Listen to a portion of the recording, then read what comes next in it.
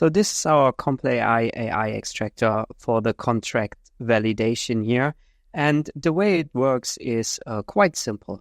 So we can take any IT contract. In here, I'm going to show you an example of a contract. Unfortunately, I can not go too deep into details, but this contract, as you can see, has the standard, terms and conditions, and everything is marked by these X's as well. Some of the pages are scanned in, some of the pages have signatures on them, and some of the pages are just, plain text.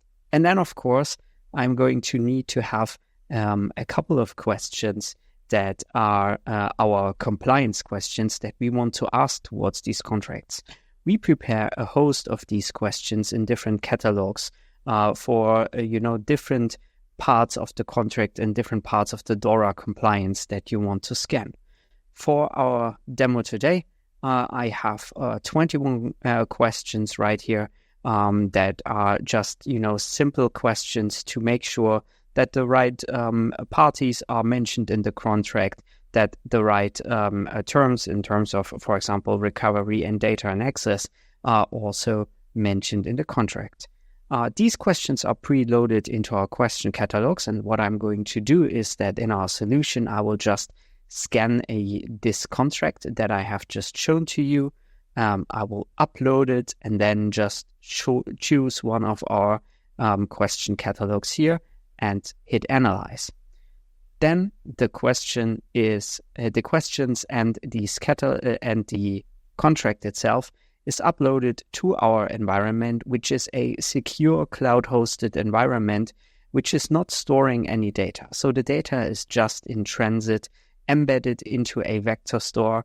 Then the questions are semantically checked against these vector stores.